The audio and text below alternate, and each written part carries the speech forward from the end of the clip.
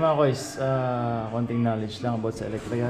So mga koys, basic or fundamental lang electrical. Ito, ilaw yan. Switch nito. Yan. At source yun. Ilang blob siya. Blob means yung splice. Tatlong blob. So, analyze natin. Consider natin as line ang black at neutral ang white. Galing ito sa source. As neutral, diretso sa ilaw. Yung another side ng ilaw is from switch natin, yung load wire na tatawag. So, ganito naman yung guys pag sa diagram. So, ito yung diagram natin na pinakamadaling intindihin. Dalawang linya. Puntang ilaw. Ilaw yan ha, ilaw.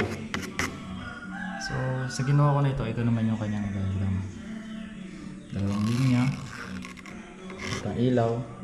Ang difference lang ay nagkaroon ng cutting dito. So, isang blob, dalawa, tatlo. So, yan yung pinaka-junction box natin. Yan.